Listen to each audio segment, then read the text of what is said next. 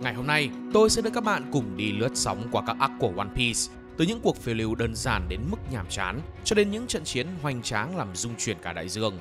Và đây là một bài xếp hạng dựa trên gu của tôi.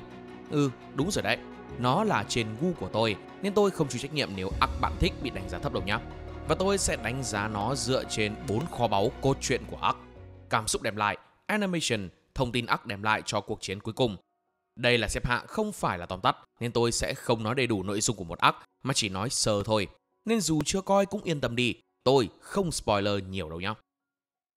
Giờ thì bắt đầu với hạng D, hạng thấp nhất. Với những bạn theo dõi kênh lâu thì chắc cũng biết hạng này như thế nào rồi nhỉ. Hạng D, nơi tụ hội của những arc bé bé, không quá nổi bật, thường là filler.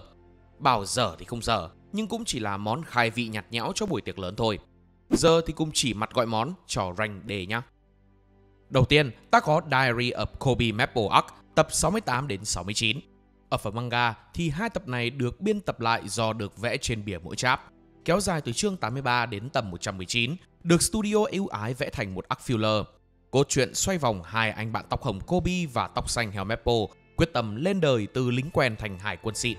Sau khi gặp ông thầy cun ngầu Garp và thoát được khỏi tay tên độc tài Morgan, họ bắt đầu hành trình tập tành làm người lớn. Nghe tới đây thì hiểu tại sao hạng D rồi đấy. Thông tin không đủ nóng, tình tiết nhẹ nhàng xoay quanh hai anh bạn cameo kia. Cảm xúc cũng chỉ ở mức chắc cũng sắp mạnh lên rồi. Thôi, chuyển nhanh đến arc tiếp theo. Spa Island Arc tập 382, 384. Đây là phần filler thứ 9 diễn ra sau arc Thriller Bark, cũng là tập đầu tiên mà Brook xuất hiện với tư cách thành viên của băng. Nội dung việc bằng mũ rơm đi spa nhưng lại lạc vào drama, giúp lấy lại quyển sổ ghi cách làm ngọc cầu vồng của gia đình khoa học. Cũng fancy đó, nhưng viên ngọc này để làm gì thì tôi cũng chịu. Có ít đấm đá với hội Foxy nhưng không đáng kể cho lắm, vì thằng kia hèn mà, xả năng lực trộm đồ xong chạy. Ngoài ra theo tôi nhớ thì nơi này là kho báu thứ hai bị Luffy đập vỡ sau đảo Clockwork ở movie. Nói chung filler này nhạt như nước ốc. Thông tin thì mơ hồ, ngọc cầu vồng là cái quái gì vậy? Tình tiết đơn giản đến mức buồn ngủ, cảm xúc thì thôi tôi ngáp. Foxy's Return Arc tập 225, 228. Bằng mũ rơm tình cờ gặp lại Foxy và đồng bọn đang đẩy lênh đênh giữa biển. Vốn là người lòng rộng như biển Đông, Luffy quyết định giúp hắn mà quên luôn chuyện từng vả hắn bay màu trước đó. Cứu được bọn này cả nhóm lại rơi vào drama phản bội khá là xàm. Xàm thật, nên đoạn này tôi xin phép được bỏ cỡ 1000 chữ và màn chạm trán Aokiji không gay cấn lắm. Ở đấy, cũng chỉ có như thế thôi, đánh đấm bình thường, plot cũng chả có gì, được mỗi đoạn Aokiji xuất hiện nhưng cũng mờ nhạt nốt. Tiếp đến là arc filler dành riêng cho Buggy, Buggy's Crew Adventure Chronicles tập 46-47. Buggy lênh đênh chỉ với đầu tay chân sau khi bị Luffy thổi bay lên trời như rocket. Buggy, ông hoàng hệ sống dài, vẫn an toàn hạ cánh xuống một kho báu đảo hoang. Đúng nghĩa tay trắng không còn gì ngoài lòng căm thù. Nào là bị chim khổng lồ đuổi, bị cua tấn công. Có vẻ không an toàn lắm. Sau có gặp được ông bạn chí cốt tạm thời, Buggy với hào quang nhân vật phụ nhưng số phận nhân vật chính. Impel Down còn không nhốt nổi anh chứ dăm ba cái đảo.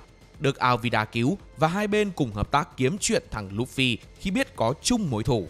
Nếu bạn không nhớ Alvida là ai thì là mụ béo xuất hiện ở tập đầu nhá. Thông tin chỉ là Buggy còn sống. Đáng lẽ hồi đầu tôi phải nghĩ thằng Buggy này sau này cũng có tai toán mặt lớn nên mới có cái arc riêng để công bố còn sống chứ nhỉ. Tiếp đến là hai arc hint trong movie Z và Red, Sidre Guild Arc và Uta's Pass Arc. Lý do tôi gộp để nói chung vì nó chỉ là phần khai vị nhẹ nhàng cho phần movie, thế nên nội dung đúng kiểu vậy là thôi hả? Cái Sidre là filler nhỏ trong phần Wano, nơi Boa xuất hiện với Luffy, cùng nhau hợp sức đánh đám săn tiền thưởng Sidre Guild. Nghe thì ngầu, nhưng thực ra chỉ là khúc dạo đầu cho movie Stampede. Movie này tôi đánh giá cao đấy, nhưng phần filler này thì tôi xin phép cho cái rank thấp nhất vậy. Còn cái arc Uta thì nói đơn giản kể qua quá khứ của Uta, bạn thuở nhỏ của Luffy, thời cởi chuồng cùng nhau tắm nữa. Tôi đùa đấy, chứ Luffy làm vậy thật thì chuyện đổi men. Chút hint movie Red, Thought Musica và drama Shanks phá đảo Elegia khiến cho hai ông già Garp và Sengoku phải ngồi cắn hạt dưa buồn dưa chuột. God Island Arc. Sau Alabasta, băng mũi rơm bị hải quân truy đuổi và lạc trong làn sương mù. Thế là họ phát hiện ra hòn đảo mới chưa được phát hiện, gọi là đảo dê vì nhiều dê. Gặp ông lão cáu kỉnh và đàn dê siêu lầy. Trong thời gian ngắn ngủi ở đây, họ bị sai làm đủ việc vặt để đền bù vì lỡ làm ông ngất, cũng như đánh đấm với hội của Mo, khiến tàu của họ bị đắm do đá. arc này như một sitcom ngắn, tình tiết pha hài với đám dê siêu bướng, cảm xúc thì chỉ đủ cười ha ha thôi chứ không đọc được gì. Ok, xong rank đề rồi, giờ thì cùng qua hạng C thôi. Hạng C là nơi các arc bắt đầu có chút gia vị nhưng vẫn chưa đủ nặng ký để lên rank cao hơn. Nói theo kiểu trend bây giờ là chưa có đủ wow đó. Khai màn cho rank C chúng ta có Ice Hunter Arc tập 326 đến 336. Cũng là một chiếc arc filler nữa nhưng cuốn hơn tí. Băng mũ rơm đang thong dong trên biển thì bị một hội chuyên săn hải tặc để cướp cờ làm bộ sưu tập, chắc tính mở bảo tàng. Sau khi bị lừa mất lá cờ hải tặc, Luffy cái cú bật chế độ cần danh dự không cần tiền, cùng đồng đội đập tan băng Achino. Đập xong rồi thì đi tiếp chứ sao. Tình tiết cũng tạm, cũng hài, cũng có đánh đấm, mỗi thứ một tí nên không ấn tượng lắm. Dù gì thì cũng là arc filler nên không yêu cầu cao được. Tiếp đến ta có Warship Island Arc tập 54 đến 61. Gồm 8 tập diễn ra trước khi nhóm tiến vào Grand Line. Trong lúc thằng Lù gào mồm đòi tới Grand Line thì cả hội bỗng bắt gặp một cô bé tên Apis đang trôi nổi trên biển. Sau khi được cứu, nhóc nhanh chóng gia nhập nhóm như thể họ là Uber miễn phí. Thêm nữa, nhỏ Apis chính là Dr. Dolittle, phiên bản One Piece với khả năng nói chuyện với động vật và tiết lộ về con rồng mà cùng muốn giúp đỡ. Nghe tin này, thằng Lu thấy hay phết nên quyết định giúp cô bé Apis cứu chú rồng ra, dù có phải đụng độ với hải quân đi nữa. Nhưng thằng này đến ông ngoại làm phó đô đốc, còn dám đấm thì sợ gì bọn tôm tép. Arc này như một kỳ nghỉ nhẹ nhàng trước khi đến arc chính. Tình tiết tạm ổn, cảm xúc có, không liên quan đến cốt truyện chính, không thông tin gì mới. Vui thì vui đấy, đặc biệt là đoạn Zoro bị kéo về thuyền, tội đến mức Usopp đứng cạnh niệm Phật hộ. Giờ chuyển sang arc sitcom nhá. Giải thích tí thì sitcom còn gọi là tình huống hài kịch nhá.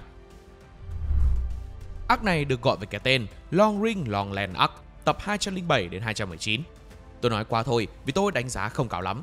Sau khi cập bến Long Ring Long Land, nơi mà mọi thứ từ động vật đến cây cối đều dài như được kéo giãn bằng cao su, đang tận hưởng không khí vui vẻ thì Foxy, thằng hề EQ vô cực âm xuất hiện, thách thức Luffy tham gia Davy Black Fight, một trò chơi mà người thua sẽ mất đồng đội. Bảo đấu trí thì sỉ nhục EQ người xem, mà bảo combat thì thôi dẹp nốt. Cơ bản chỉ là một chút khiếu hài hước của mấy anh Nhật nhưng nó nhạt toẹt, hoặc do tôi đứt dây thần kinh hài nên nó nhạt với tôi. Cuối cùng họ thoát khỏi trò chơi quái đản này và đi tìm thợ đóng tàu.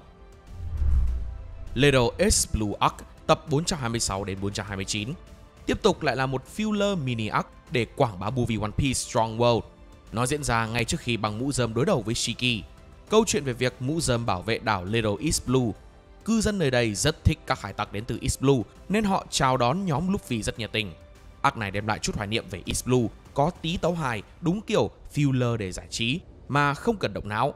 Với tôi đây là một arc mang tính cho có, chủ yếu để giới thiệu một chút về băng Shiki nhưng lại không hề có Shiki trong đó. Rồi, tua nhanh đến Post Alabasta Arc tập 331 đến 335. Sau khi quẩy nát cả Alabasta, băng mũ rơm lên tàu tiếp tục hành trình, họ lại vướng vào một loạt sự kiện tấu hài đúng chất filler. Arc này gồm 5 phần đánh vào quá khứ của các thành viên. Chopper nhớ về bệnh nhân đầu tiên của mình, Nami mua giấy vẽ và hoàn thành tấm bản đồ đầu tiên dù bị quậy phá, Sanji truyền công thức nấu cà ri nhưng vẫn giấu giếm, Usopp với quyết tâm trở thành chiến binh vĩ đại, Zoro ngầu lòi về quá khứ làm thợ săn hải tặc. Chỉ riêng hai khứa Luffy với Robin là không có. Với tôi, arc này như kiểu hậu trường, phát triển nhân vật tốt, gợi chút cảm xúc hoài niệm. Thông tin cũng không mới mẻ cho lắm, nhưng cũng đáng để nằm ở mức rank C vì cũng đi. Ocean Stream Arc tập 220 đến 224. Trong arc này, băng mũ rơm mất trí nhớ, cả nhóm quên sạch mọi thứ trừ Robin vì nhớ chị Đại Quá Đỉnh. Vì trí nhớ của chị Đại Quá Đỉnh, kết quả là Nami nhớ lại thời mình ghét cay ghét đắng bọn hải tặc nên quyết định vét hết tiền bỏ trốn. Chopper thấy con người nên kỳ thị, Zoro thì đòi đánh Luffy như anh đã từng khao khát sau bao lần bị Luffy báo đời. Usopp thì nói dối họ là thủy thủ đoàn của cậu nhưng bị mất trí, mà lời nói này cũng nhanh chóng bị vạch trần. Sanji thì quên cả việc mình crush Nami nhưng không quên nấu ăn nên vẫn đi nấu ăn cho cả bọn. Luffy thì vẫn phụ trách đói và ăn mặc kệ đời. Dù cũng là filler nhưng tôi lại đánh giá nó cao hơn so với những phần trước. Lý do vì câu chuyện khá là nhộn, người ban đầu bị xua đuổi lại là người tỉnh táo để cứu cả bọn. Trông cũng cảm động phết chứ. Cuối cùng mọi thứ trở lại bình thường nhờ EQ vô đối của Robin. Nhóm tiếp tục lên đường như chưa có cuộc chia ly, còn Ocean Stream Arc thì bị fan cho vào quyền lãng. Caesar Retrieval Arc tập 626 đến 628. Sau khi bắt được Caesar và chuẩn bị đến Dressrosa, cả bọn được tí thời gian chill trên tàu, thì Caesar Clown bị bắt cóc bởi một nhóm bí ẩn. Miếng thịt béo trong kế hoạch lật đổ Doflamingo bị bắt nên ba người Law, Luffy và Chopper lên tàu ngầm để truy đuổi. Nhưng để ba đứa ăn chả quỷ đi chung nghe là thấy dễ bị counter rồi đó. Ở phần này Luffy đã gặp lại người đồ đệ của mình là Dugong, đang bị tên Breed thao túng với năng lực chả quỷ. Một cuộc hội tụ đẫm nước mắt. Với nhân vật trong anime chứ không phải với tôi. Hắn còn cướp cả Chopper vì thấy cậu đáng yêu. Bắt Law và Luffy đấm nhau một sống một chết. Sau khi tìm được cách thoát khỏi năng lực của Breed thì hai người đã đánh bại hắn, lấy lại Caesar và tiếp tục đến Dressrosa. Về cốt truyện hay combat thì cũng đều nằm ở mức ổn, nhất là đoạn Luffy với Dugong hội tụ và cảnh Dugong tự tay đánh hai người họ rơi xuống nước vì Luffy không muốn cậu bị thương nên đã bảo cậu cứ làm đi. Cũng cảm động phết trừ đùa, nhưng mà cũng chỉ thế thôi. Marine Rookie Arc tập 780 đến 782. Bởi cái mồm của Luffy nên họ đã hết đồ ăn tiếp tế. Mà với Luffy việc này không khác gì một thảm họa.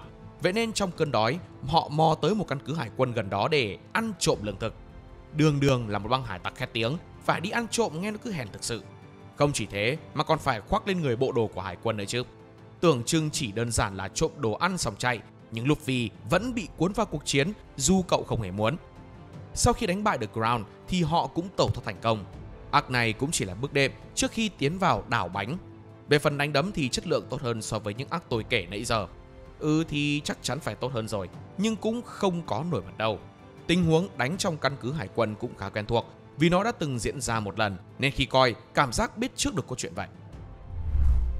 Reverse Mountain Arc, hay còn gọi là Arc Laboon, tập 62 đến 63. Băng Mũi Rơm vừa bắt đầu hành trình đại dương thì dừng chân tại Reverse Mountain, nơi các dòng chảy biển đối nghịch nhau, là điểm giao thoa giữa ba đại dương. Khi đi tới ngọn núi ngược, họ gặp cá voi Laboon thích đâm đầu tự hủy.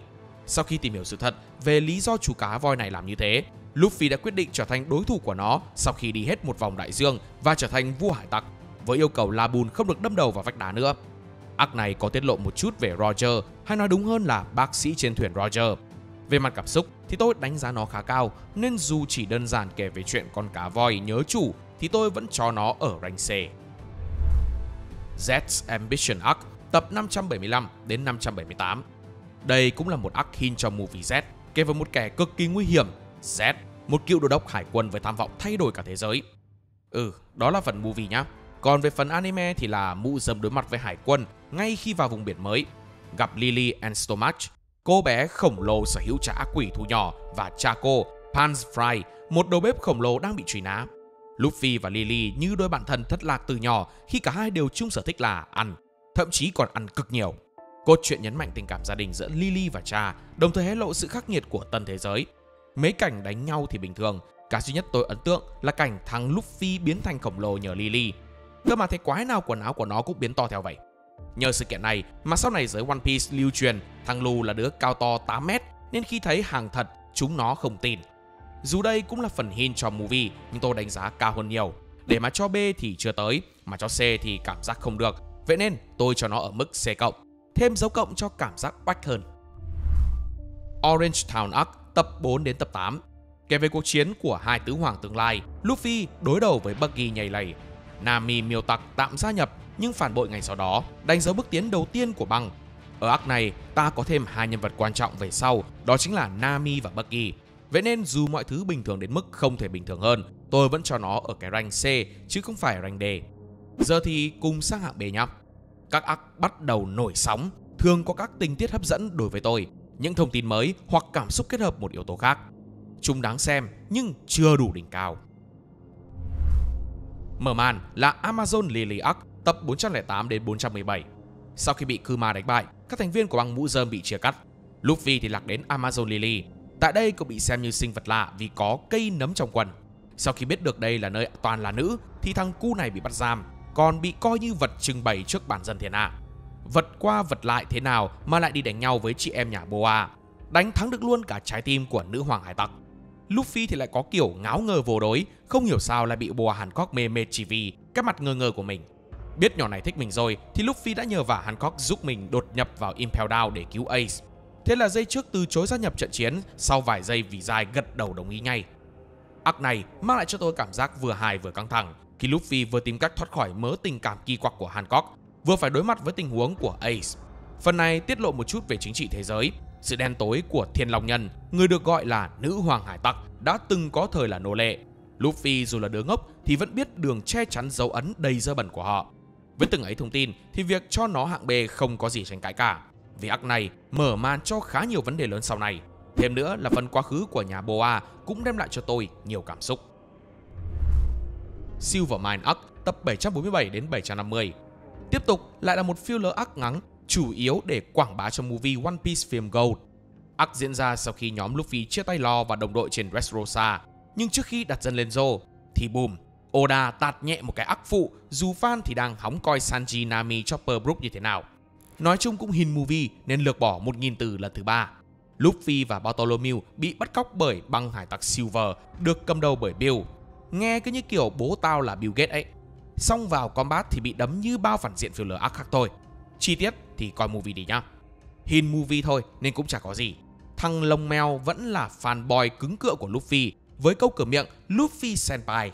Ý tưởng về Silvermine thú vị. Căn cứ hải tặc nằm trong mỏ bạc với các cái bẫy kim loại và kiến trúc độc đáo. Desire dù là nhân vật filler nhưng có chút chiều sâu, mang lại một góc nhìn về tình đồng đội và sự phản bội, mà thằng Bill thì yếu quá, coi để giải trí là chính. Tiếp tục lùi lại cỡ đâu đó 700 tập để nói về Little Garden Arc tập 70 đến 77. Bằng mũ rơm cập bến hòn đảo có tên là Little Garden, nhưng thực tế nó siêu bự. Cái tên là để lùa gà. Đây là một nơi kỳ lạ, nơi thời gian gần như ngừng trôi từ thời đại khủng long. Ở đây họ gặp hai chiến binh khổng lồ Dory và Brogy, hai ông bạn già thuộc tộc Elbaf. Nhưng cái hài là hai ông này đã chém nhau suốt 100 năm chỉ vì một lý do mà đến giờ chính họ cũng quên mất. Tôi muốn hỏi lắm là quên rồi thì về quê đi chứ, chém nhau chi vậy? Sống lâu quá nên vậy hả? Và không chỉ nhóm Luffy mà hội Baroque Works cũng xuất hiện. Cụ thể là cặp đôi Mr. Three với Miss Golden Week. Hai thằng này chơi bẩn bằng cách đầu độc rượu của Dory khiến ông bị thương nặng. Ba đứa Zoro, Nami, Vivi cũng dính chiêu của Mr. Three và xém bị hóa thành tượng sáp. Đặc biệt là phân cảnh Zoro định cắt chân để chiến đấu bảo vệ đồng đội của mình đầy xúc động. Việc này cho thấy Zoro dù lạnh lùng nhưng lại lo cho đồng đội của mình hơn chính mình. Nếu bọn Luffy không tới kịp thì giờ ta có hai anh cụt rồi. Thằng cha này nhìn thế chứ ngáo khiếp. Đúng là người đi với anh lù thời đầu có khác. Đây là một arc cực kỳ vui nhộn, mang đến cảm giác phiêu lưu đúng nghĩa mà một số arc sau này có phần thiếu đi. Ngoài ra nó còn gieo mầm cho những sự kiện lớn hơn ở trong tương lai, như việc khám phá Elbaf, cuộc chiến ở Alabasta. Đây cũng là lần đầu tiên One Piece đào sâu vào văn hóa Elbaf, và nhờ nó mà Usopp càng thêm phần muốn trở thành chiến binh, lấy mục tiêu cố gắng là tới Elbaf. Dù chỉ là arc nhỏ nhưng cảm xúc đem lại thì hoàn toàn xứng đáng để có mặt ở rank B. Là tôi thấy xứng đáng nhá. Nói một tí là phải nhắc về việc bài xếp hạng theo gu cá nhân, không lại bảo tôi vớ vẩn chả biết gì cũng xếp linh tinh. Jaya Arc tập 144 đến 152. Tuy chỉ vài tập ngắn ngủi nhưng cực kỳ quan trọng trong One Piece vì nó không chỉ kết nối câu chuyện đến Skypiea mà còn giới thiệu những nhân vật và tư tưởng sẽ ảnh hưởng sâu sắc đến cả câu chuyện sau này. Sau khi nghe tin về việc có đảo trên trời thì nhóm Luffy đã đi tới Jaya, nơi đầy hải tặc và thợ săn tiền thưởng để tìm thông tin. Và ở đây cậu đã gặp kẻ thù lớn nhất của mình sau này, Marshall D. Teach. Lúc này Teach không phải là kẻ thù của Luffy mà chỉ đơn giản nói một câu triết lý đáng suy ngẫm: giấc mơ của con người sẽ không bao giờ chết. Sau khi cậu bị Bellamy sỉ nhục về giấc mơ đòi lên trời của mình, arc thể hiện rõ ràng sự đối lập giữa Bellamy, một kẻ chế nhạo giấc mơ, và Teach, kẻ tin rằng giấc mơ mới là thứ đưa con người đến đỉnh cao. Không combat đã mắt, không chính trị căng thẳng, arc đơn thuần nói về tư tưởng, giấc mơ của mỗi người và cách họ chứng minh nó là đúng, khiến tôi phải suy ngẫm nhiều hơn. Đặc biệt là hành động đứng yên chịu đòn của Luffy và Zoro cho thấy sự trưởng thành về mặt cảm xúc của Luffy. Giờ đây cậu không còn là một đứa trẻ sẽ la hét đòi đánh trả khi bị tấn công như lúc bé. Một arc nhỏ nhưng lại thể hiện đúng tinh thần của One Piece. Kẻ mạnh chưa chắc đã đúng. Bellamy nghĩ mình mạnh hơn nên có quyền chế giễu ước mơ của Luffy. Nhưng dù người mạnh thực sự là Luffy, cậu cũng không hề bắt Bellamy chấp nhận tư tưởng của mình. Tiếp tới, ta có một arc chính trị, Reverie, tập 878 đến 889. Dù không tập trung vào băng mũ rơm, nhưng đây lại là arc khiến fan thích thú vì những bí ẩn dần được hé lộ. Plot nói về cuộc họp hội nghị thế giới, nơi các lãnh đạo của hơn 50 quốc gia tụ họp về để bàn chuyện chính trị. Cái mác thì bàn chuyện đại sự, nhưng thực chất đây là một chiến trường của những âm mưu, quyền lực và bí mật động trời. Trong phần này, lần đầu tiên trong hơn 20 năm ra mắt, chúng ta được chứng kiến một thiên long nhân tốt bụng, Don Quixote Moscat. Ngoài ra, hội của Sabo cũng đã đột nhập vào hội nghị này để cứu Kuma, người từng là vua của một nước, hé lộ sự tồn tại của Imu-sama, người được cho rằng đã sống được 800 năm. Và phần khiến cả cộng đồng fan chao đảo chính là sự xuất hiện của một người giống Shanks. Trước khi được bác Oda tiết lộ sự thật, fandom đã đoán ra đủ trường hợp về danh tính của người này. Nào là clone của Shanks, anh em sinh đôi, người từ tương lai quay về quá khứ. Reverie Arc là bước ngoặt lớn khiến fan vò đầu bứt tai vì hàng loạt câu hỏi chưa có lời giải. Imu-sama thực sự là ai? Shanks có quan hệ nào với chính phủ thế giới? Cái này có lời giải rồi, nhưng cho vào để hợp. Và quân cách mạng sẽ làm gì tiếp theo? Với một đống thông tin hấp dẫn như thế thì hạng B là quá xứng đáng ấy chứ. Cơ mà thêm tí đánh đấm nữa tôi sẽ cho A luôn. Giờ thì quay lại với những tập đầu tiên đặt nền móng cho One Piece. Romance Dawn Arc tập 1 đến 3. Khởi đầu huyền thoại, Luffy mơ làm vua hải tặc đang trú tạm trong cái bình. Lù vỡ thuyền. Ở đây cậu đã gặp Kobe, người bạn hải quân thân thiết nhất sau này, và gặp Zoro, thuyền phó cũng như kiếm sĩ mạnh nhất thế giới tương lai. Debut trái Gomu Gomu hay còn gọi là trái Nika sau này. Đây là arc tuyên bố về One Piece, thứ khiến hải tặc mọc lên như nấm. Trong 3 tập đầu tiên, One Piece đã đặt nền móng cho cả câu chuyện dài, nói về tầm quan trọng của đồng đội. Shanks sẵn sàng hy sinh cánh tay chỉ để bảo vệ Luffy, để lại một bài học sâu sắc. Một người đàn ông thực sự không cần phải khoe khoang về sức mạnh của mình. Cũng như sự khởi đầu của một hành trình lớn, Luffy ra khơi với chiếc thuyền nhỏ xíu nhưng lại mang trong lòng giấc mơ to bự. Đây là mở màn hoàn hảo cho One Piece. 3 tập ngắn gọn vẫn đủ để Oda khéo léo lồng ghép các chủ đề quan trọng như tình bạn, lòng dũng cảm và sự tự do. Tất nhiên cũng phải khen studio đã truyền tải rất tốt. Vì giờ đây đầy dẫy những bộ được đánh giá cao, nhưng lên anime chả khác gì mớ rác vì bị cắt ghép quá nhiều. Chưa kể, sự xuất hiện của Shanks đã tạo ra một dấu hỏi lớn khiến fan suốt 26 năm sau vẫn còn hóng. Rốt cuộc ông này mạnh cỡ nào hả? Thành công bắt cóc Zoro và băng của mình, Luffy tiếp tục hành trình và dạt đến Syrup Village, quê nhà của Usopp, cậu bé chăn cừu bản One Piece. Nói thế thôi, chứ cậu là người có một trái tim đầy nhiệt huyết và trung thành. Nơi tưởng chừng yên bình này lại chứa tên hải tặc máu lạnh Kuro. Hắn đã giả chết và sống ẩn mình trong làng suốt 3 năm để lên kế hoạch giết Kaya và chiếm đoạt tài sản của cô. Khi Usopp phát hiện ra kế hoạch này và cố gắng báo tin cho làng, nhưng không ai tin vì nói dối quá nhiều, vậy nên đám Luffy đã ra tay giúp đỡ. Vì thời kỳ đầu của bộ nên phần animation cũng không thể gọi là mãn nhãn nếu so với thời này. Nhưng tại lúc ra mắt thì những phân cảnh đánh đấm này đủ để gây ấn tượng sâu sắc, đặc biệt là kỹ năng tốc độ Shakushi vẫn được tái hiện rõ nét. Sau cuộc chiến để cảm ơn, Kaya đã tặng cho họ một con thuyền mới, Going Merry. Con tàu sẽ cướp nước mắt của chúng ta trong vài trăm tập tiếp theo. Đây cũng là arc giúp Usopp chuyển từ một kẻ hay nói dối thành một chiến binh thực sự. Dù không mạnh, cậu có trí thông minh và tinh thần kiên cường. Nó còn dạy cho ta bài học về lòng tin. Khi con người bị lừa dối quá nhiều thì họ sẽ trở nên nghi ngờ nhiều hơn, cũng như lòng tin vào chính mình. Dù bị quay lưng nhưng vẫn dũng cảm đấu tranh. Barathai Arc tập 19 đến 30. Rước được thánh chém gió Usopp vào băng, Luffy và đồng đội lại tiếp tục hành trình trên Going Merry. Nhưng làm hải tặc mà không có đầu bếp thì cũng như ăn cơm không có nước mắm vậy. Nên người tiếp theo họ tìm là đầu bếp. Đấy, nói tới đây là biết arc này chiêu mộ ai rồi đó. Tóm cái váy lại là tại đây họ gặp Sanji và muốn chiêu mộ cậu, nhưng Sanji bảo không. Cùng lúc này nhà hàng đón nhận một vị khách đặc biệt, băng hải tặc Don Krieg. Thằng này cúi đầu xin thức ăn, xin xong thì hắn lật kèo và ra lệnh chiếm đoạt Barathai. Nhưng phận phản diện thì tốt nhất nên im, chứ đứng trước hào quang men có tai to mặt lớn cũng cút. Rồi lúc này Mihawk, kiếm sĩ mạnh nhất thế giới xuất hiện. Zoro đã ngay lập tức thách đấu Mihawk, nhưng nhận lại chỉ là cái dao gọt trái cây. Và một trận thua tâm phục khẩu phục. Mihawk ấn tượng với tinh thần của Zoro nên trước khi đi thần thương tặng anh một món quà. Zoro nhận xong cảm động xém chết. Sau khi kết thúc mọi thứ, Sanji đã dập đầu cảm ơn Zeff, quyết định tham gia bằng mũ rơm và crush sâu đậm Nami. Chúng ta hay nghĩ Sanji là tên mê gái hết thuốc chữa, nhưng thật ra từ đầu bác Oda đã cho ta thấy Sanji có một trái tim nhân hậu hơn cả. Cậu sẵn sàng từ chối Luffy dù có Nami trên tàu. Đặc biệt nhất là lời thề không bao giờ thua nữa. Đầy cảm xúc của Zoro. Sau này thua Kuma và lũ khỉ trên đảo của Mihawk. Một arc nhỏ thời kỳ đầu nhưng đem lại đủ các cung bậc cảm xúc ta cần có.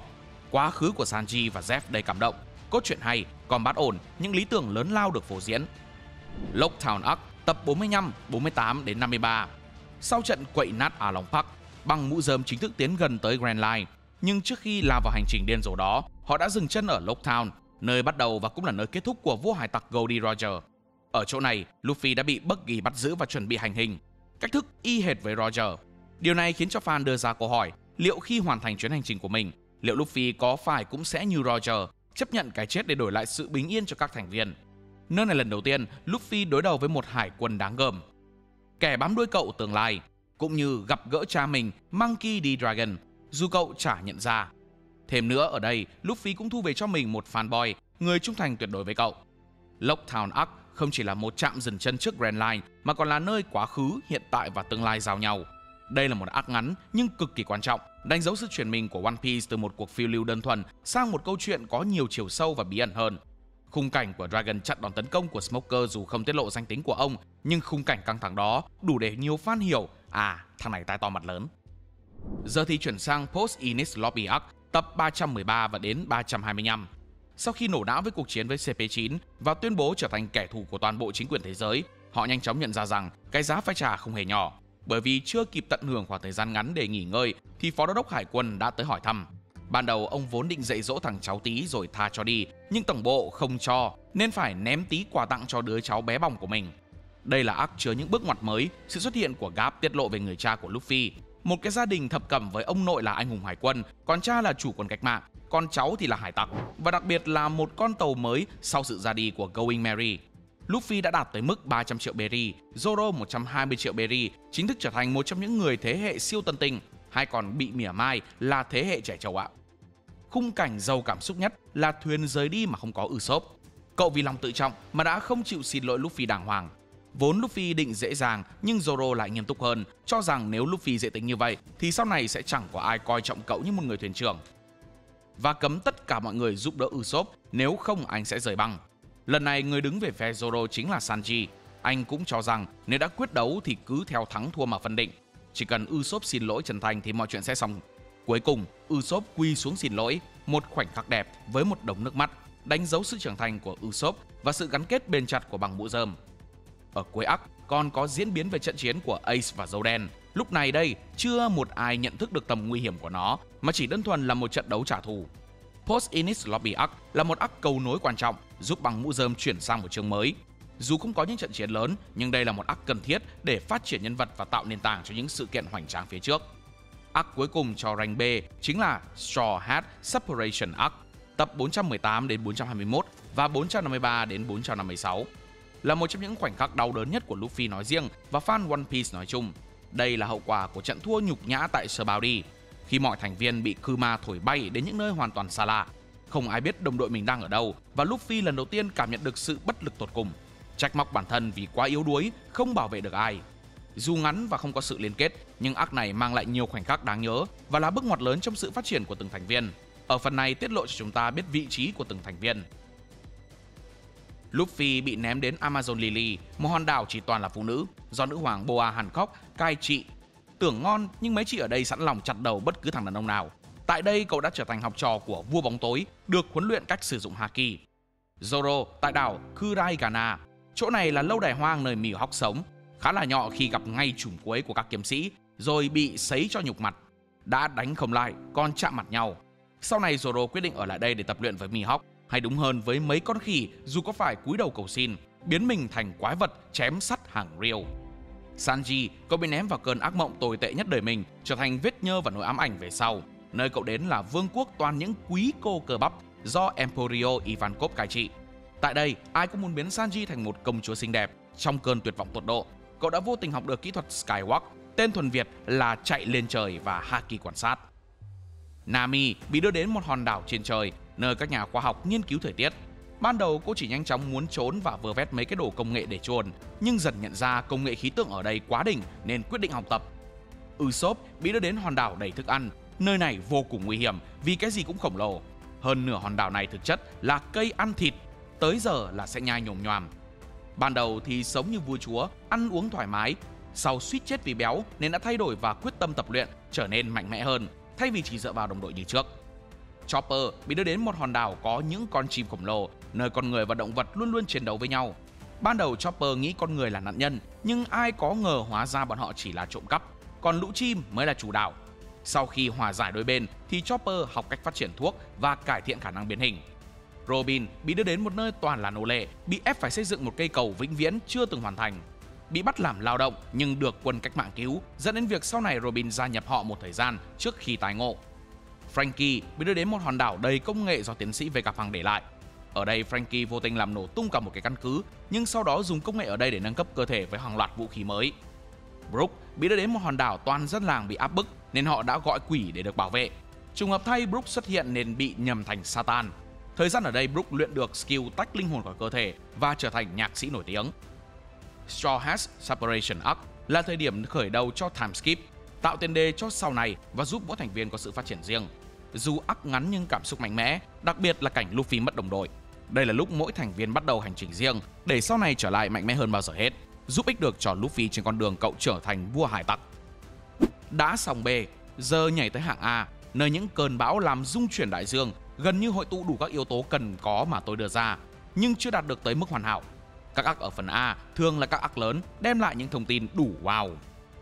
Sau trận đại chiến Marineford, thế giới One Piece chính thức bước sang một kỷ nguyên mới. Luffy mất Ace, ngôi vị tứ hoàng chống một ghế, trật tự thế giới dần bị đảo lộn. Băng Mũ Rơm khi biết được tin tức về việc này đều cố gắng tìm cách để về bên cậu. Ai nấy cũng cảm thấy buồn vì không thể sát cánh cùng thuyền trưởng của mình, trách móc bản thân và khóc lóc. Nhờ có lo cứu khỏi Marineford, Luffy đã được cứu sống và đưa về đảo Nữ Nhi Quốc. Tỉnh lại và nhận ra rằng Ace đã thực sự chết. Đây là cú sốc lớn nhất trong cuộc đời của Luffy khi lần đầu tiên cậu bất lực hoàn toàn và không thể cứu anh trai. Tệ hơn nữa là chính bởi vì cứu cậu nên Ace mới phải hy sinh. Cảnh Luffy phát điên, đập phá mọi thứ, gào thét trong tuyệt vọng. Một Luffy luôn vô tư và lạc quan, lần này đã hoàn toàn sụp đổ. Cảnh này khiến tôi khóc rất nhiều, mà còn khóc nhiều hơn hồi Eren chết nữa. Nhờ có Jinbei bên cạnh và đưa ra lời khuyên, đừng chỉ nghĩ đến những gì đã mất, hãy nghĩ đến những gì mình vẫn còn, đã giúp Luffy nhận ra mình còn đồng đội và giấc mơ trở thành vua hải tặc. Phần này còn chiếu lại quá khứ của ASL, tiết lộ cho chúng ta biết ngoài Ace, Luffy còn có một người anh trai khác. Dù trước đây cũng đã mất đi người anh trai, việc lại mất thêm một người anh yêu thương mình khiến cho Luffy càng đau đớn hơn bao giờ hết.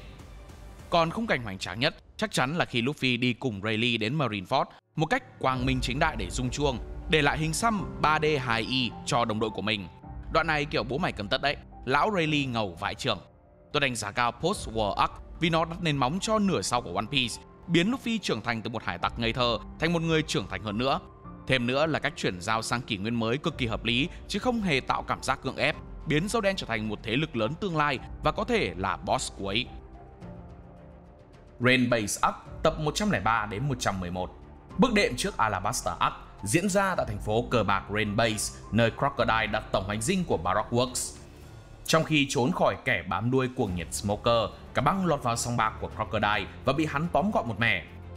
Luffy, Zoro, Nami, Usopp, Chopper, Smoker và Vivi đều bị nhốt trong một lồng đá biển, khiến bất kỳ ai có trả ác quỷ đều mất sức mạnh.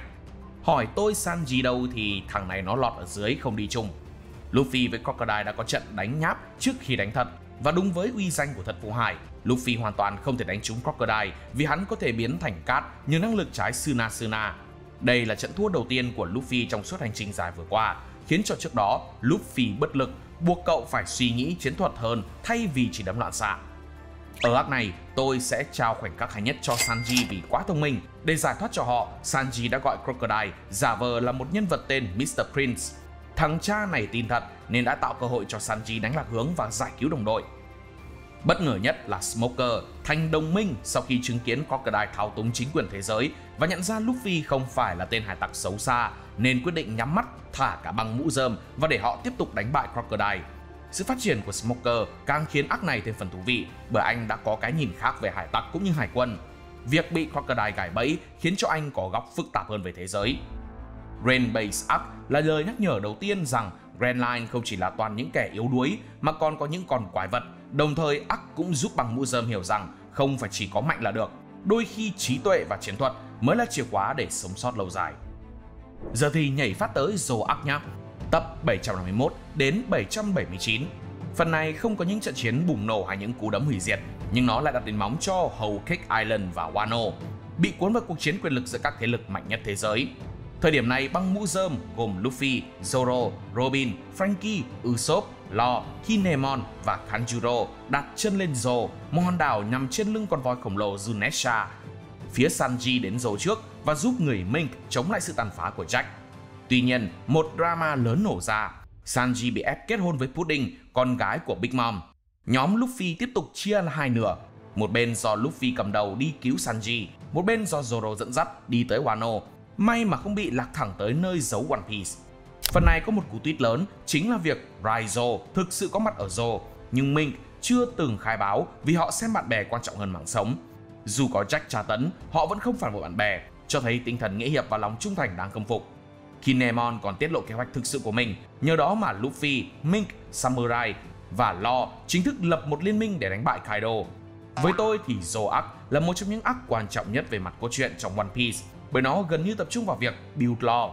Dù không có những trận chiến đá mắt nào cả, nhưng arc này giúp thế giới mở rộng hơn bao giờ hết, với hàng loạt thông tin về Kaido, Big Mom, Mink, Zunesha và cả thế kỷ trống.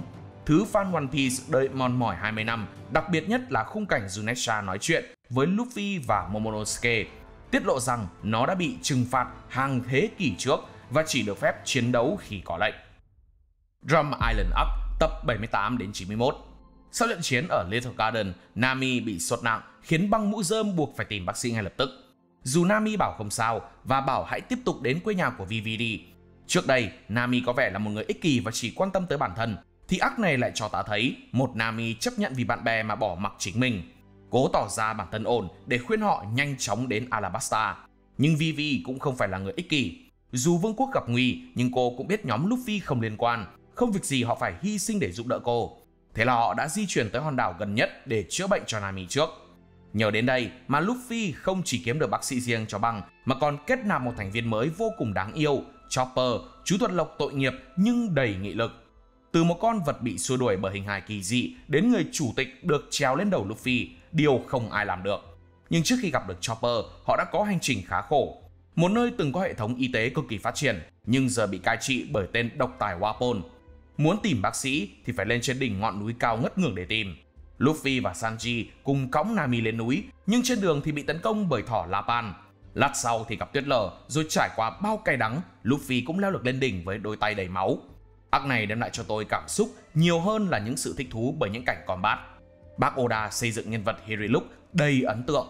Khi biết mình sắp chết, Hiriluk tự nguyện uống thuốc độc và ra đi với câu nói bất hủ: khi nào con người chết? Khi họ bị bắn à? Khi họ bị bệnh ư? Không, con người chỉ thực sự chết khi họ bị lãng quên. Chính nhờ có ông mà trái tim của Chopper mới được sưởi ấm. Cậu từng bị chính bầy đàn của mình ruồng bỏ sau khi ăn trái ác quỷ, bị con người coi là quái vật, suýt bị săn giết. Cuối cùng thì cậu tự hỏi bản thân mình chính là gì. Dù cho One Piece có nhiều backstory đau thương, nhưng quá khứ của Chopper là một trong những câu chuyện gây xúc động mạnh nhất đối với tôi. Arc Drum Island hay không chỉ vì câu chuyện của Chopper mà còn vì thông điệp về sự hy vọng, chấp nhận bản thân và ý nghĩa của gia đình. Kể cả chút khuyết điểm là phản diện yếu, nhưng tôi vẫn đánh giá nó cao và nó hoàn toàn xứng đáng ở mức rank A. Alabasta Arc tập 92 đến 130. Đây là arc đánh nhau đầu tiên có quy mô lớn kết hợp với chút yếu tố chính trị. Băng Mũ Rơm tham gia vào một cuộc chiến nội bộ của một vương quốc thay vì chỉ chiến đấu với hải tặc đơn thuần. Đây cũng là trận tái đấu của Luffy với Crocodile, kẻ mang trong mình âm mưu lật đổ cả một quốc gia. Ngoài ra, Alabasta còn mang đến một trong những màn chia tay cảm động nhất One Piece khi Băng Mũ Rơm phải nói lời từ biệt với Vivi, công chúa mạnh mẽ nhất mà họ từng gặp. Cái ấn tượng đầu tiên của phần này là sự tái ngộ của cặp anh em Ace, Luffy. Ace chỉ xuất hiện để đánh bại một đám kẻ thù tặng Luffy một tấm vivre card.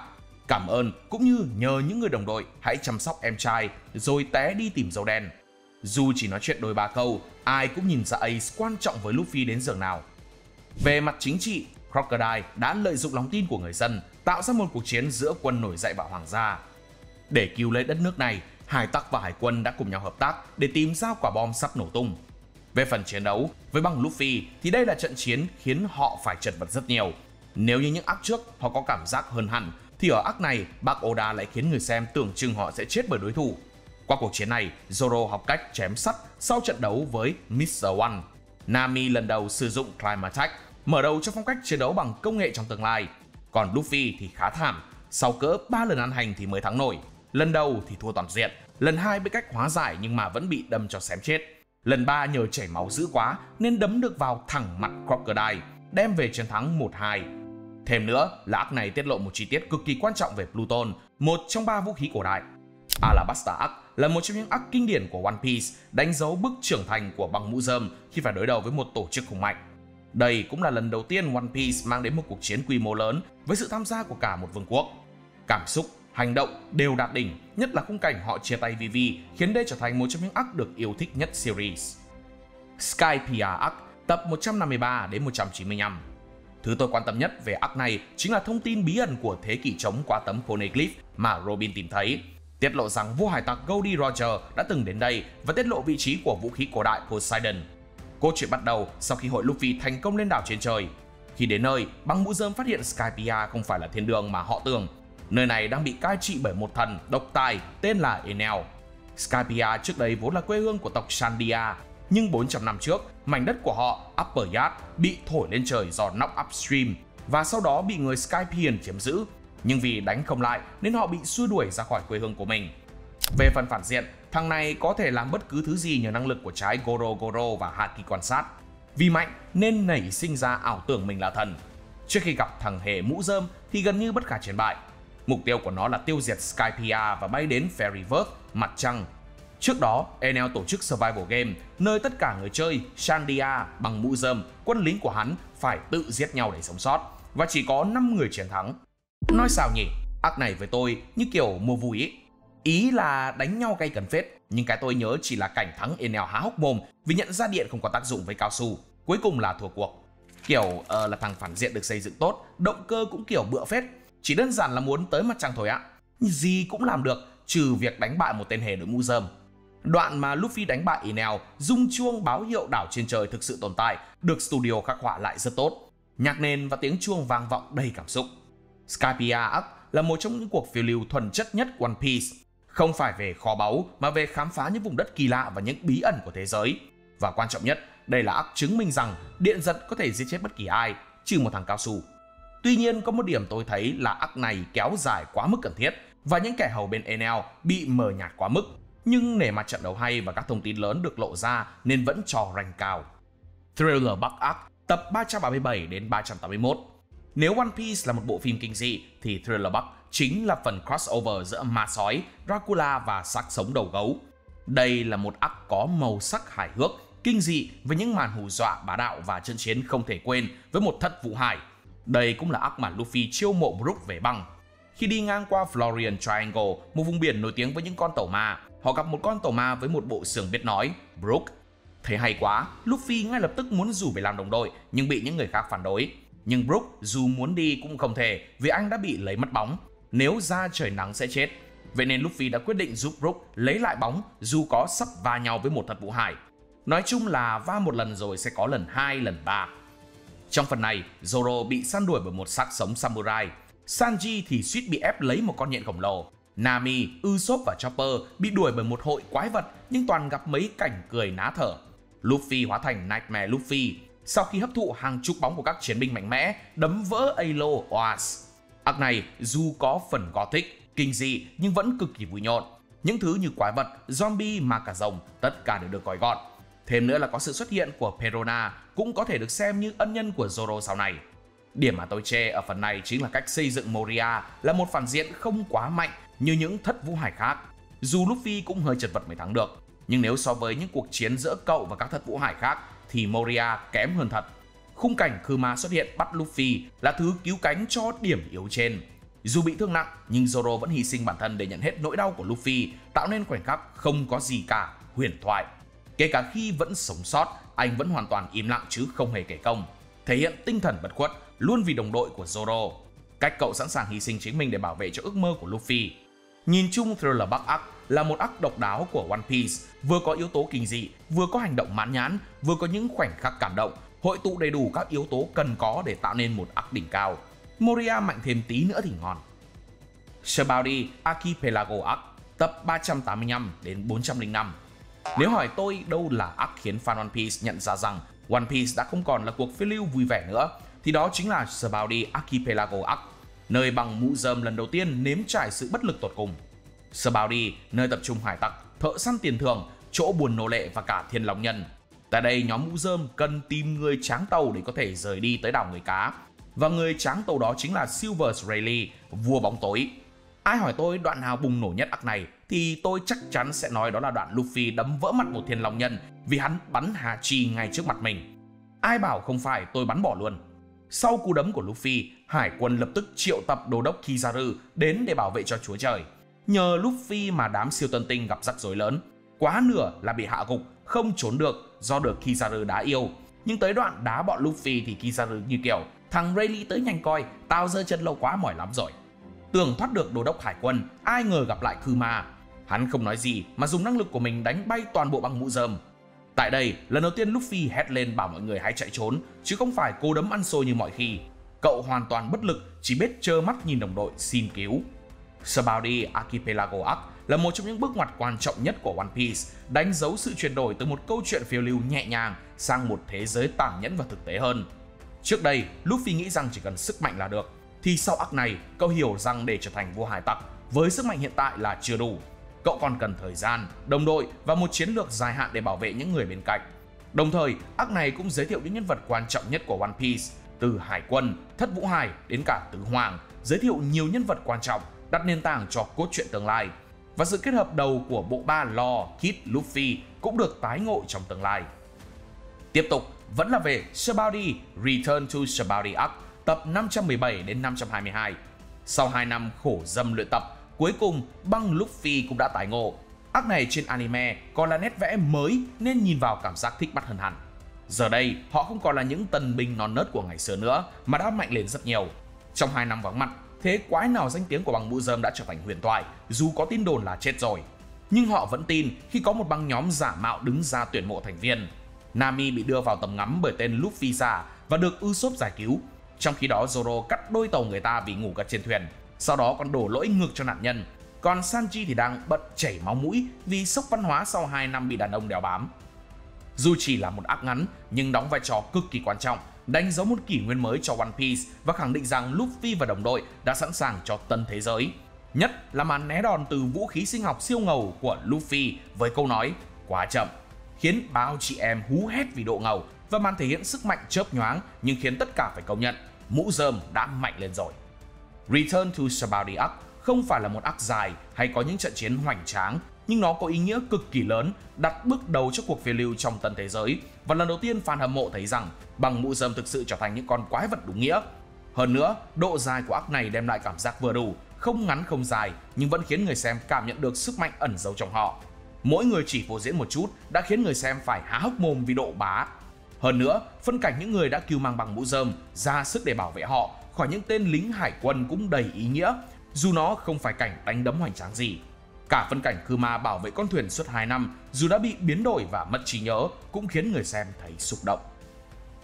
Fishman Island Arc tập 523 đến 574 là arc đầu tiên sau time skip, nơi băng mũ rơm tái hợp sau 2 năm và tiến vào đại hải trình nửa sau tân thế giới. Đây cũng là arc đánh dấu sự trưởng thành vượt bậc của Luffy và đồng đội khi họ dễ dàng đánh bại phe phản diện mà không tốn quá nhiều công sức, mà do bọn này yếu thật, cắn thuốc mới mạnh thôi.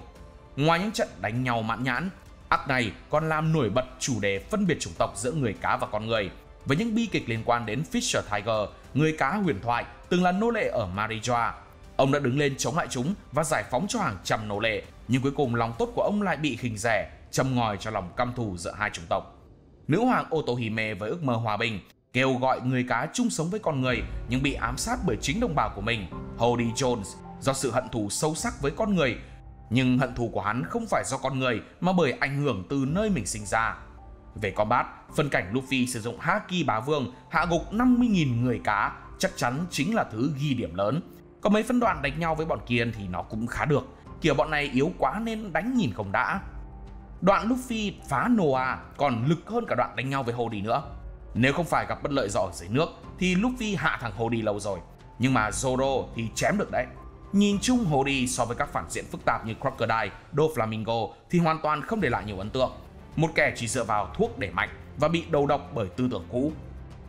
Fishman Island Arc là một bước đệm quan trọng sau time skip, giúp băng mũ rơm thể hiện sức mạnh mới và mở ra nhiều bí ẩn về thế giới One Piece. Tuy nhiên, arc lại chiếu đi chiều sâu ở phản diện. Bù lại phần này lại đem cho ta 2 thông tin mới. Công chúa Shirahoshi là Poseidon, một trong 3 vũ khí cổ đại, và Poneglyph trên đảo tiết lộ về Joy Boy, mở ra câu chuyện về quá khứ bị lãng quên. Thêm nữa, nó còn đóng vai trò cầu nối cho các arc lớn sau này như Dressrosa và Wano. Impel Down Arc tập 422 đến 456. Nó chắc chắn là một trong những arc hấp dẫn và kịch tính nhất của One Piece, khi Luffy xâm nhập nhà tù khét tiếng Impel Down để cứu Ace nhưng lại vô tình biến nơi này thành một cuộc đào tẩu lịch sử. Đây là nơi đánh dấu sự trở lại của nhiều nhân vật cũ, đồng thời giới thiệu một loạt tù nhân khét tiếng và hệ thống quản lý tàn bạo bên trong Impel Down.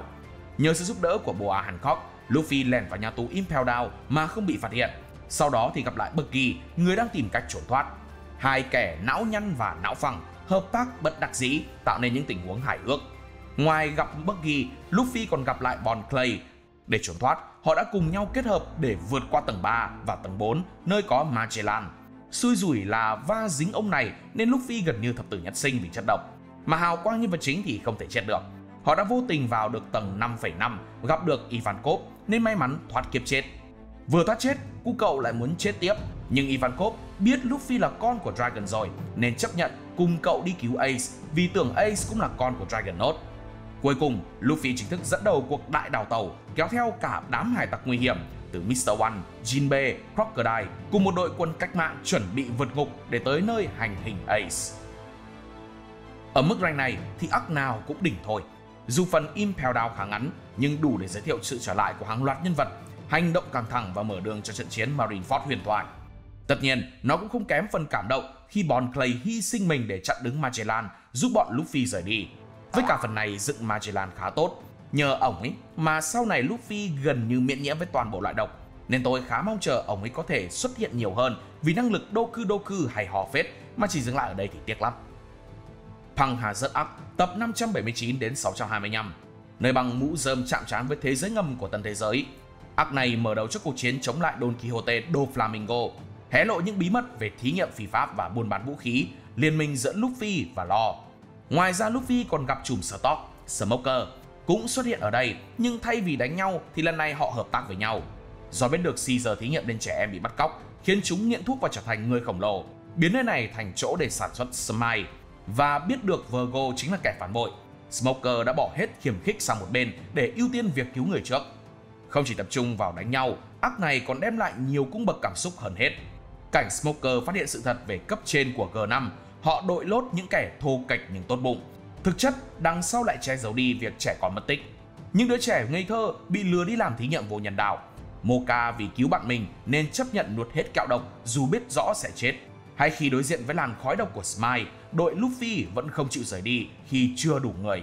Một arc mang tính dọn đường cho Dressrosa, không phải arc quá hoành tráng nhưng lại có ảnh hưởng lớn đến cốt truyện tổng thể, tiết lộ hai nhân vật quan trọng Momonosuke và Kinemon, cũng như kế hoạch đạp đổ Kaido. Với từng ấy thông tin mà arc đem lại, cộng với màn rượt đuổi chết chóc, thì không có lý do gì mà arc này bị đánh giá thấp cả. Water 7 Arc tập 229 đến 263, một trong những arc cảm xúc và kịch tính nhất của One Piece, khi băng mũ rơm phải đối mặt với mâu thuẫn nội bộ, sự ra đi của một thành viên và cuộc truy đuổi bởi chính quyền thế giới, bước đệm cho Enies Lobby, một trong những trận chiến vĩ đại nhất lịch sử One Piece. Băng mũ rơm cập bến Water 7, một thành phố trên nước nổi tiếng với những thợ đóng tàu huyền thoại, Galila Company, vì họ cần người sửa chữa Going Merry, con tàu đã đồng hành với họ từ đầu hành trình. Nhưng khi Kaku kiểm tra Going Merry và tuyên bố nó không thể sửa được, băng mũ rơm đã xảy ra nội chiến đầu tiên. Việc Usopp từ chối chấp nhận sự thật dẫn đến mâu thuẫn lớn với Luffy. Cả hai đã đánh nhau đến mức Usopp thua và rời băng. Sau sự rời đi của cậu, Robin cũng biến mất để bảo vệ băng vì CP9 đã phát hiện ra danh tính thực sự của cô.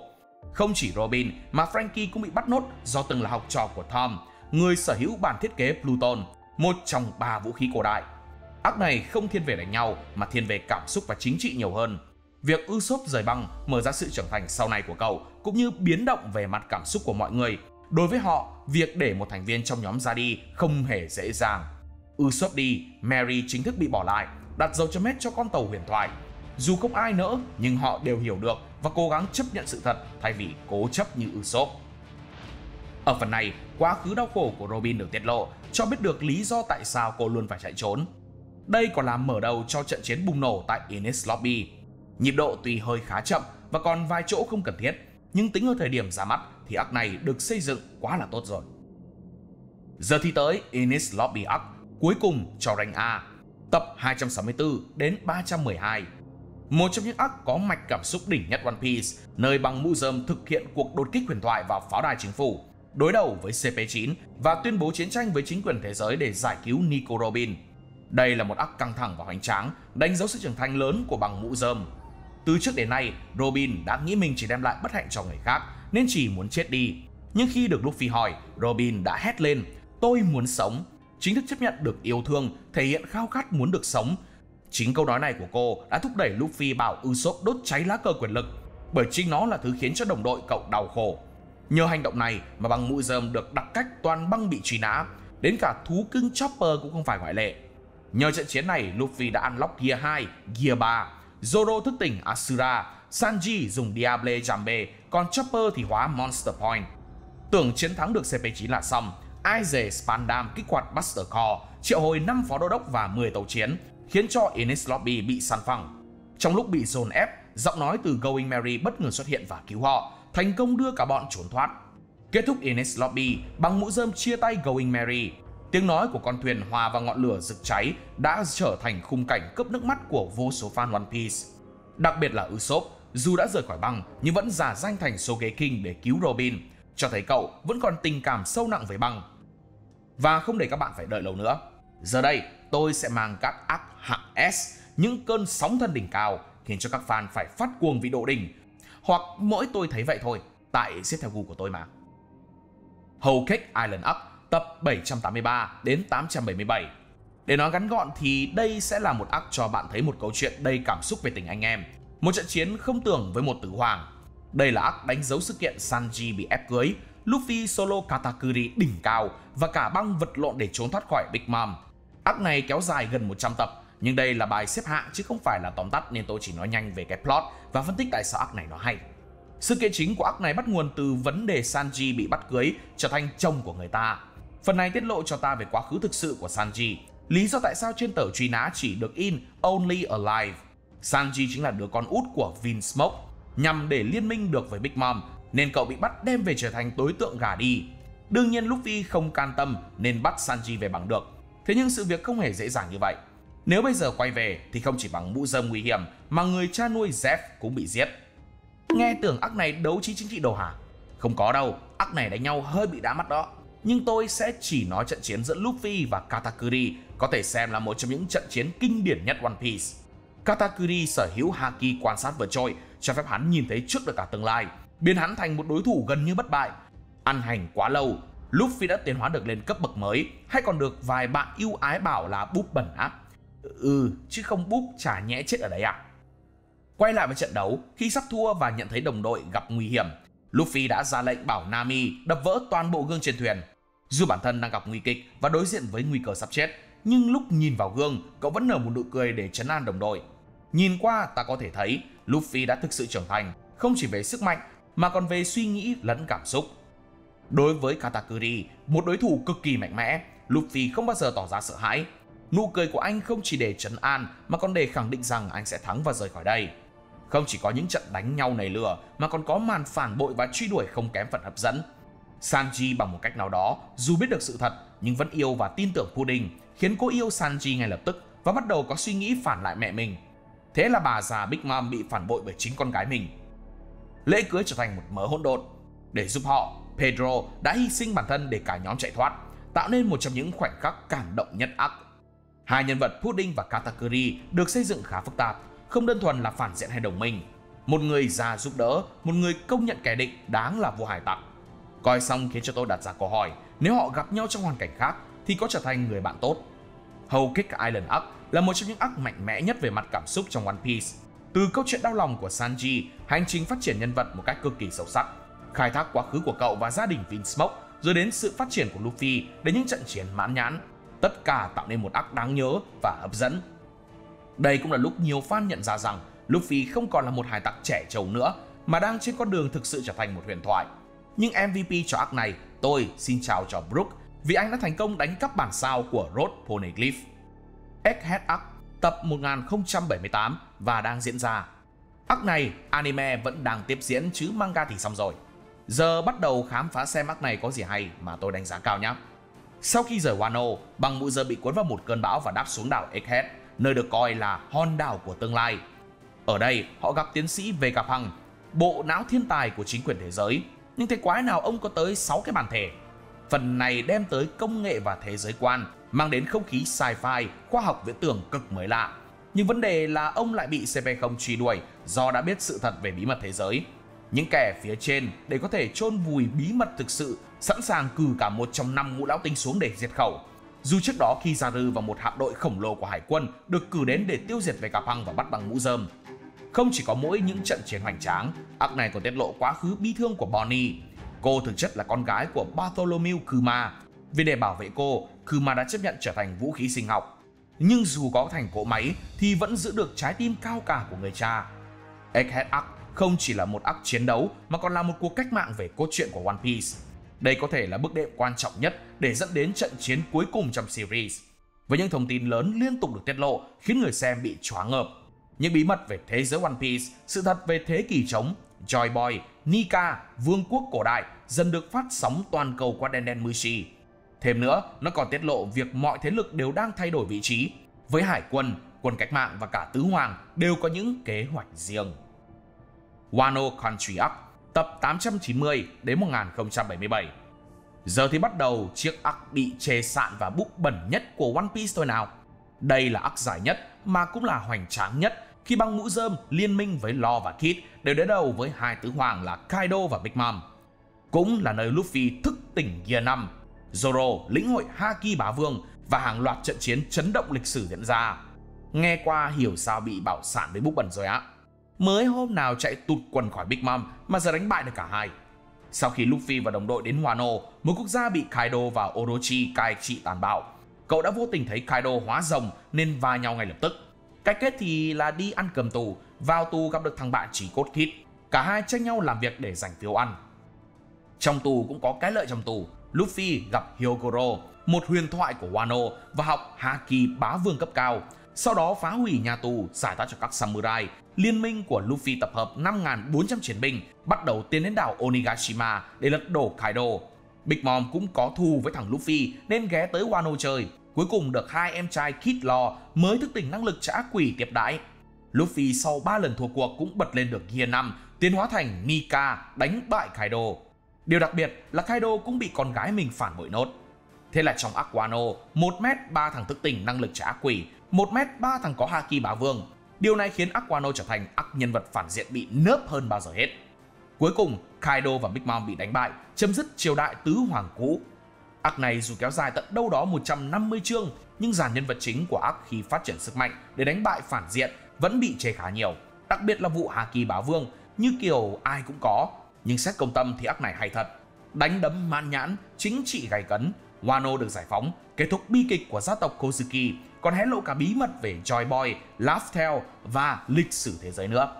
Tuy hơi cấn chút ở chỗ ba đứa kia đánh bại được hai tứ hoàng. Dressrosa Arc, tập 629 đến 746. Nhắc tới arc này, bạn nhớ tới cái gì đầu tiên? Riêng tôi là tôi nhớ tới giọng nói của Pika.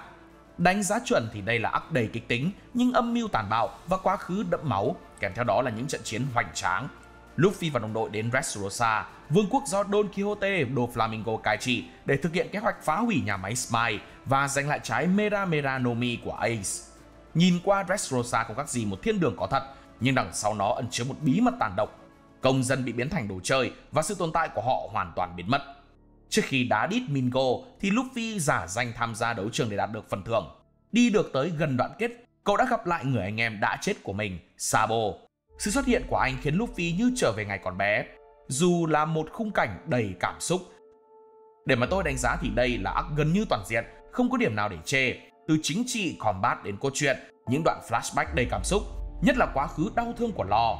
Ngoài ra, arc còn tiết lộ việc Doflamingo vốn là một thiên long nhân, nhưng cha hắn đã từ bỏ vị trí này để trở thành người thường, nhưng chỉ toan nhận sự hắt hủi khinh miệt.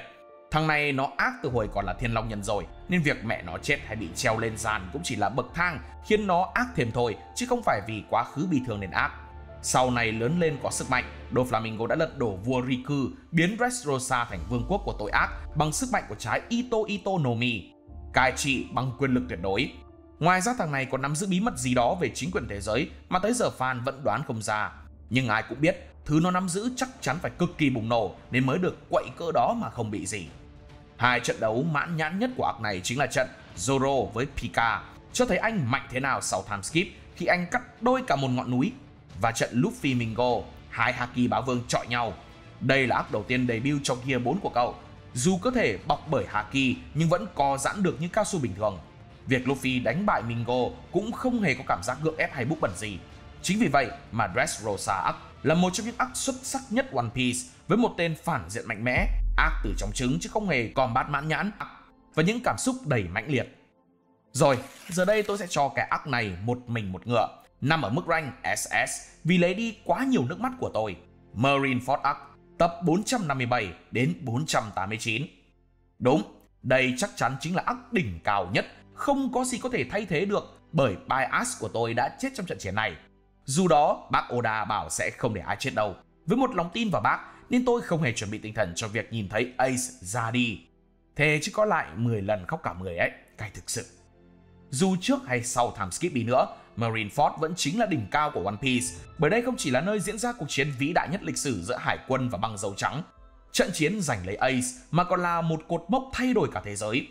Để cứu anh mình, Luffy dù không có băng mũ rơm bên cạnh, vẫn mạnh mẽ tấn công Impel Down, vượt qua vô số nguy hiểm để tập hợp một nhóm tù nhân hùng mạnh, bao gồm Crocodile, cựu thất vũ hải, Jinbei, đứa con biển cả, Ivankov, thành viên quần cách mạng, Buggy, huyền thoại của sự may mắn và dàn cameo sau này là lính của Buggy. Dù thành công vượt khỏi Impel Down, Luffy vẫn không kịp đến trước khi trận chiến diễn ra.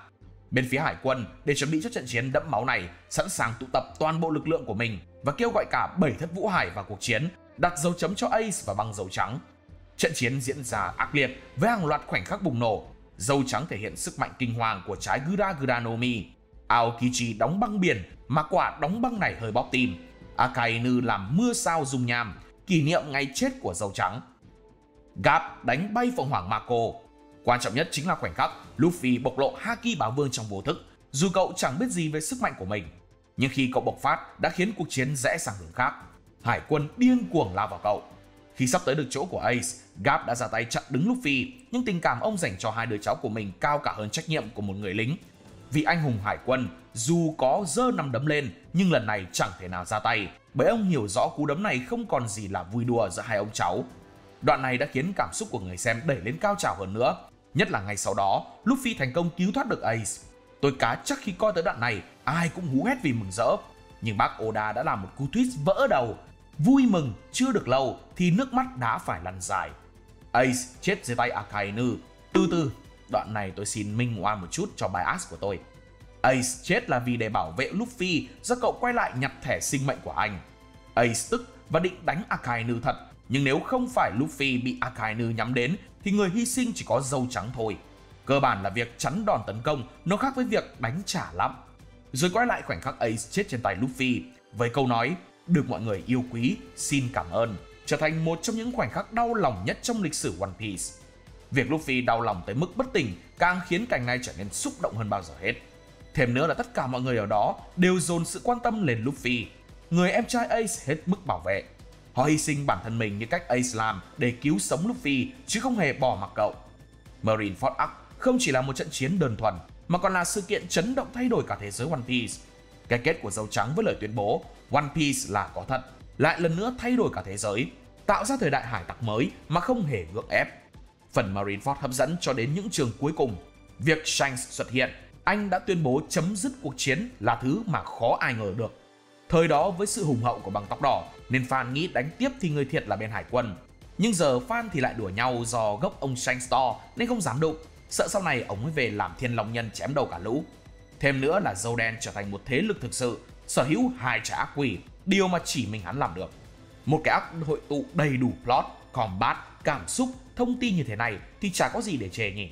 Nếu có, chắc là việc Luffy quá lép vế thôi. Nhưng lép vế cũng đúng, vì trận chiến này toàn tai to mặt lớn đến từ tân thế giới. Tôi định bảo ít ra không ngáng đường ai, nhưng nhớ cảnh Ace chết nên thôi. Dừng ở đây, arc này quá xuất sắc rồi. Nhịp điệu cũng vừa phải chứ không hề quá nhanh. Hiệu ứng âm thanh cũng đã tai. Arc này được redraw cho đẹp hơn thì đúng là không arc nào qua được. Với 53 arc và chưa rõ khi nào kết thúc, One Piece chắc chắn sẽ là một hành trình đồ sộ. Từ những filler nhẹ nhàng đến những kiệt tác thay đổi cả thế giới.